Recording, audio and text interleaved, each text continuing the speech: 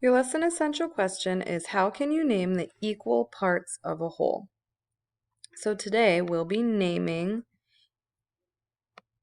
equal parts of one whole. So we are working on fractions. You can see the brownies and the pizza are separated into equal parts. All of the pieces are the same size. When we're thinking of fractions, we always want all of the pieces to be the exact same size.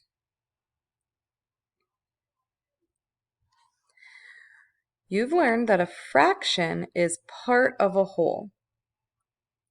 You can divide a whole into equal parts. What fraction can you write to represent one of these equal parts? If you look at this rectangle right here, it has 4 equal parts. All the pieces are the same size. We can also divide this rectangle into 4 equal parts this way. All the parts are the same size. They cover the same area. If you look at this rectangle, these pieces are not equal. You want to think of if you're dividing brownies or cookies or a cake or a pizza with your friends. You want to make sure everything is even for all of you. You don't want someone to have a bigger piece than everyone else. Now, because these are separated into 4 pieces, we call them fourths. One piece is called 1/4. One equal piece is called a unit fraction for any size shapes, or doesn't matter how many you divide it into.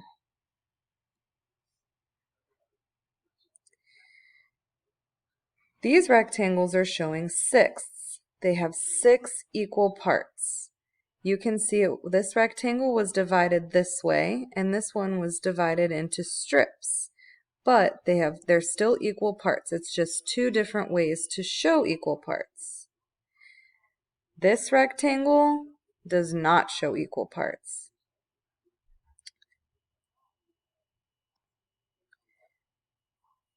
The unit fraction for a shape divided into 6 equal parts is called sixths, and we would write it 1/6.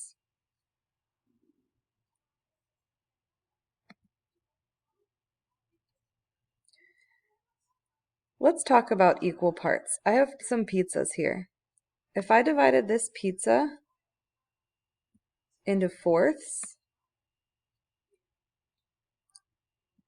this way I have 4 equal parts.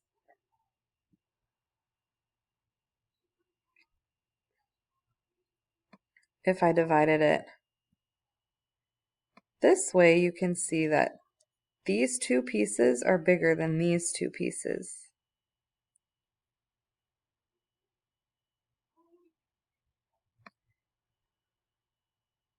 If I divide this pizza into 8 pieces, again, these are equal parts. If I divide it this way, I do not have equal parts, so I can't say that I have eighths.